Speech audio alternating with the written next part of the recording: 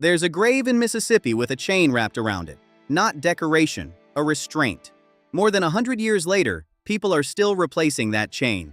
Nobody in town will explain why. Number 8. Yazoo City, Mississippi. Just over 10,000 people call Yazoo City home. In 1904, a fire tore through downtown and destroyed most of it. Locals blamed a woman buried in Glenwood Cemetery.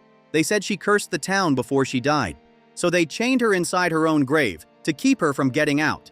Except the chain keeps breaking. A new one gets installed. It snaps. A new headstone gets placed. It falls over and cracks in half. The local paper has covered that broken chain more times than any other single story in its history. Locals still call her the Witch of Yazoo. No one's ever agreed on her real name. Everybody agrees on the curse.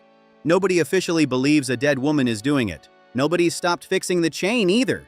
And that's just the first stop, on a road that gets stranger with every mile. Number 7. Fyffe, Alabama.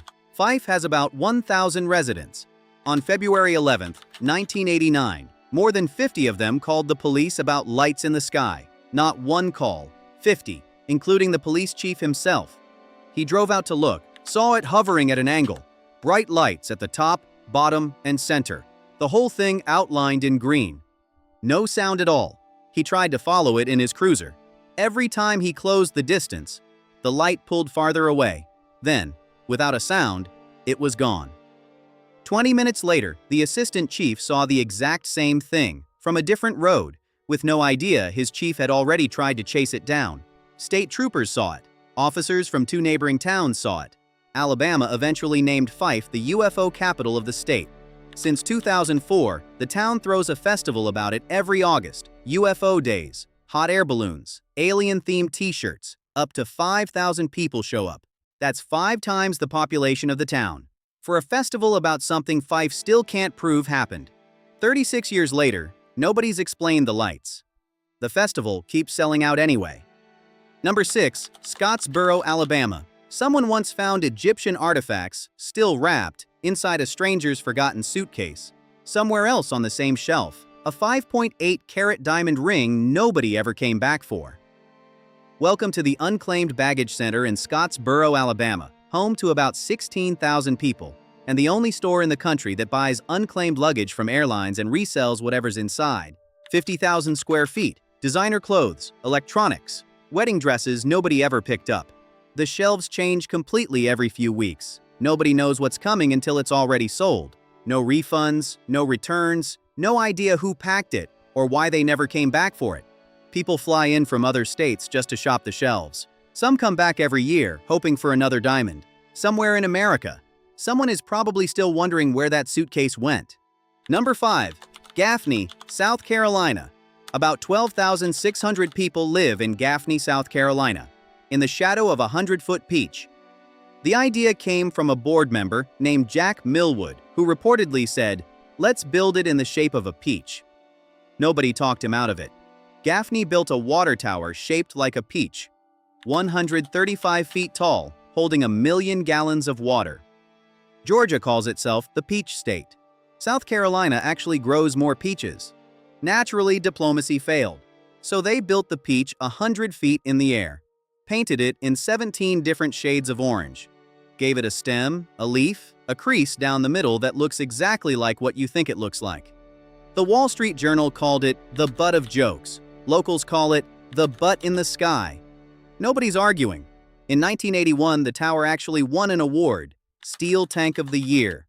Yes, that's apparently a real competition. In 2018, the city put up a security fence, not against traffic, against vandals. A giant fruit, guarded like a prison. And there's one place on this list that almost changed the whole state's history. Coming up. Number 4, 96, South Carolina. 96, South Carolina, population, about 2,100. Somebody measured the distance to the nearest Cherokee village, Kiowa. They got it wrong.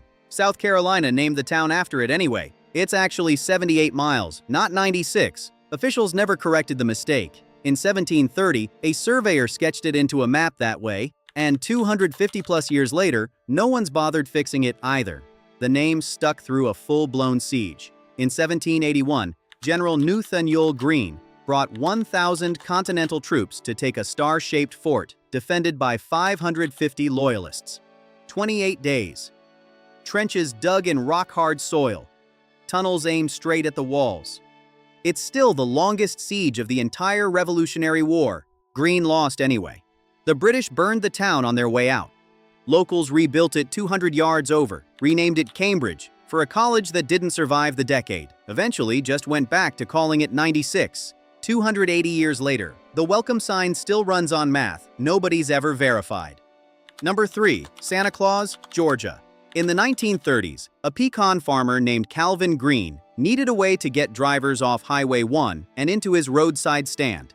His solution? Name the whole town Santa Claus. It worked. Sort of. The town got its charter in 1941. Streets got named Candy Cane, Reindeer, Rudolph, Sleigh. Green became the first mayor, all of it built on 60 acres of his own pecan grove.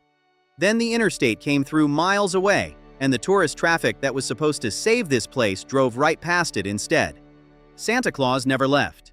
Fewer than 200 people still live here, year-round, in a town that decorates for Christmas every day of the year. There's a chapel that seats 40 people, most of the year empty. In December, it fills up completely. There's also a post office that still answers letters addressed to Santa. Population's been dropping since 2000. The Christmas lights haven't. Number 2. Clarksdale, Mississippi. Some people say the devil still owns a piece of Clarksdale. Highway 61 crosses Highway 49 here. Locals call it the Crossroads. Legend says a young guitarist named Robert Johnson met the devil here. Midnight, one guitar, one deal. He got it back playing like nobody in Mississippi had ever heard. Johnson died at 27. Poisoned, most say, by a jealous husband. No proof of any deal exists. Never did. Didn't stop the legend from getting bigger than the man. Clarksdale used to call itself the Golden Buckle on the Cotton Belt. These days, the legend does more work than the cotton ever did. Today, the Crossroads has a sign, guitars bolted to a pole, tourists stopping to photograph an ordinary intersection. Because somewhere in this town, the blues supposedly got invented by a man who sold his soul to play them.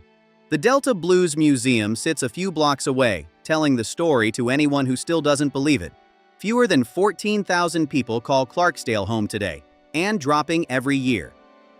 Number 1. Rodney, Mississippi. Rodney should have become the greatest river city in Mississippi. Then the river moved. A sandbar formed, pushed the Mississippi 2 miles west, and the town's entire reason for existing quietly floated away. At its peak, 4,000 people lived here. 35 stores, 2 banks, 2 newspapers, the state's first opera house, more people than Jackson had at the time. It lost the vote to become state capital by 3. Fires didn't help. Yellow fever in 1843 didn't help. The railroad picked a different town entirely. Today, about 10 people still live in Rodney. The old Presbyterian church still stands, with a Civil War cannonball embedded above the door, left there on purpose, during a shootout with a Union gunboat. Rodney is also somehow the only ghost town in America with its own newspaper. 10 residents. No industry, no railroad, no river.